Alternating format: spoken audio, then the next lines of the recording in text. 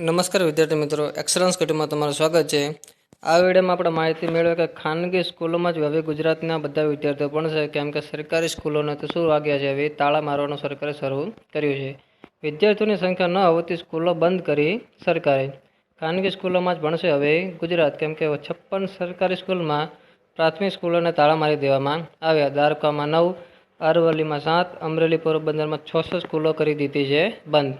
ગુજરાત સરકાર એક તરફ દાવો કરે છે કે ખાનગી સ્કૂલો છોડી સરકારી સ્કૂલમાં ભણવાનો ટ્રેન્ડ વધ્યો છે, જો કે આ દાવાથી વિપરીત હકીકત સામે આવી છે અને ગુજરાતમાં છેલ્લા 2 વર્ષમાં 56 સરકારી પ્રાથમિક શાળાઓને તાળા મારી દેવાની નોબત આવી છે, જેની પાછળનું કારણ એ છે કે વિદ્યાર્થીઓની સંખ્યા સાવ ઓછી અથવા તો નહીવત હોવાથી ગુજરાત વિધાનસભા ગૃહમાં રાજ્યના શૈક્ષણિક મંત્રીએ લેખિતમાં માહિતી આપી છે।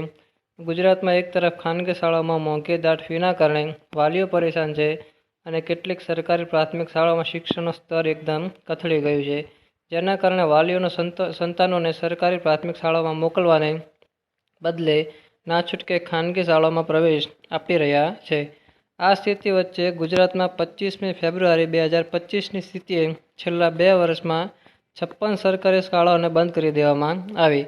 સરકારી પ્રાથમિક શાળાઓમાં જે જિલ્લાઓમાંથી બંધ થઈ તેમાં સૌથી વધુ દેવભૂમિ દ્વારકામાં 9, અરવલ્લીમાં 7, અમરેલીમાં 6, પોરબંદરમાં 6, જૂનાગઢમાં 4, છોટાઉદેપુરમાં 3, કચ્છમાં 3, રાજકોટમાં 3, જામનગરમાં 2, ખેડામાં 2, નવસારીમાં 2, ભાવનગરમાં 1, ડાંગમાં 1, ગીર સોમનાથમાં 1, મહેસાણામાં 1, પંચમહાલમાં 1, સુરતમાં 1, સુરેન્દ્રનગરમાં 1 શાળાઓને તાળા લાગ્યા છે। એટલે ગાંધીનગર મનપામાં 1 અને સુરતના મનપામાં 1 એવી રીતે વિવિધ જગ્યાએ શાળાઓ કેવી છે બંધ કરી દેવામાં આવી।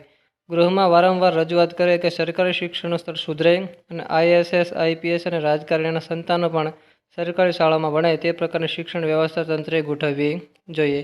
તેથી આ વિડીયો દરેક વિદ્યાર્થી સુધી પહોંચાડી દો અને વાલી મિત્ર સુધી પણ પહોંચાડી દો। Thank you.